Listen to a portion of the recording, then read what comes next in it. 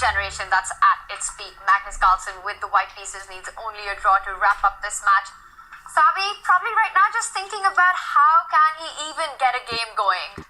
Yeah, you would have thought Fabiano in the 10-minute break there would have been coming up with a strategy, devising an opening plan. But after 1e4, he already spent 20 seconds and plays the Sicilian. And your favourite, my favourite.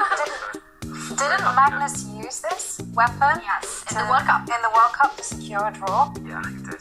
And he used that to lock it down against Prague and ensure that a draw was sufficient. And yeah, I used it myself at the World Cup when I just needed a draw in one of the playoffs. It can be annoying for Black here to create winning chances, but Prague early in the event did beat Erigaisi as Black in a must-win situation in the C3 Sicilian, so there is some hope. Certain variations you can keep pieces on the board, but often you have to take big risks as Black to beat this one. And Simon, what do you see here? Is this something Fabiano will be happy to face? I mean, he doesn't look very happy at the moment, being a body language expert. But there is a line here, Dave, where you go C4, and this is one of the more murkier lines, isn't it? I mean, I don't know if G5 is that a line at some point. I can't remember. You must know this better than me. But this seems a bit unbalanced, at least. There's pieces on the board and weird pawn structure. Kind of trying to switch up the structure. It's not the usual Alapin or C3 Sicilian, as this opening is called. It's not that type of usual ideas. And Magnus, he isn't a habitual player, kind of utilizer of this opening. So at least taking him out of theory, out of any forcing lines, is the first step for Fabiano. Then you get to the middle game, you might have a small disadvantage as Black, but as long as you keep pieces alive, pawn structure slightly imbalanced, maybe later on you get some chances. It's step by step. In these must-win situations, you can't just kind of go all out as Black, attack and win. Unfortunately, you just have to survive and kind of postpone the tension till later.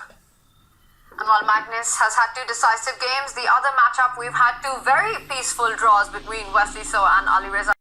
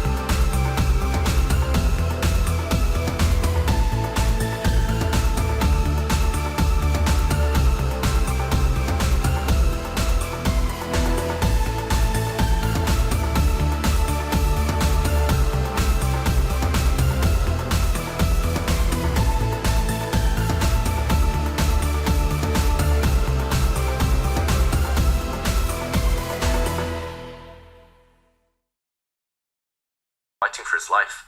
This is a dream type of position for Black. Yeah. You also said earlier, David, which I never really thought about, but I love these little bits of advice you can get where if you have the bishops, the more pieces you get off the board, the stronger they become.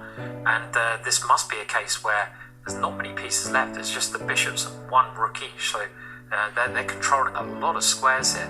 And bishops work really well with rooks. Queens work really well with knights, but bishops and rooks coordinate fantastically well. So it's there's some chances here, definitely. Yeah. I mean, And I love Fabi's last move because he's advanced his pawn, but the idea is actually to move the bishop to g4 and trap the white rook. That is why Magnus is like, no, not going to let that happen, and he moves it to c4 square. But Wesley's bishop, sorry, not Wesley, Fabi's bishops, they are rocking. They're coming towards the king, David. I feel like he's going to win this one, Fabiano. Just look at the clock time as well. Magnus is finding only moves at this point to even survive. That white king is living a charmed life. It's going to start getting checked by the black dark squared bishop as well soon. It's kind of being caught in a cage, in a mating net almost, and the bishops are closing in.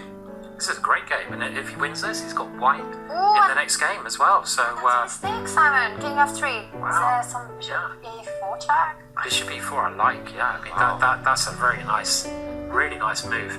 I mean, I don't know if the white king can run away, but this also surrounding the white king. There's many Checkmate threatened. Mate one is threatened. Bishop to e2 would be a checkmate now. How does Magnus guard against that? Knight c. You've got to come back with your knight? Is that the only way to do it? Oh, he's... Rook would kick you to the corner, and Magnus is running, but surely this is going to end in disaster. The bishop can check, and then the black g-pawn could start pushing. I think this is just going to be mate within a few moves. It's a checkmating net. 14 seconds as well. Fabi should finish this off now. We're gonna We're gonna get get another game. game 4 is what it looks like. The bishops, the pawns, the black rook all coordinating beautifully. We don't get to see this often. Magnus Carlsen about to get checkmated in an endgame. By a pawn, potentially. Yeah, that pawn could just come forwards, and that would be a really nice checkmate. You can also move And the the rook rook, in. the rook is coming in. Only way to Checkmate defend that. incoming. Bishop g4 was a big threat. Okay, this has been stopped. I think Fabiano missed this. Okay, but he's still going for checkmate. This is a cage. Beautiful. How do you stop it? You have to get you have to resign the knight. Get the knight up, yeah. Oh, that's fantastic. Fantastic play. I think he's done it. He has. He's won. He's come back. I don't think any of us expected that, and he played a brilliant game there.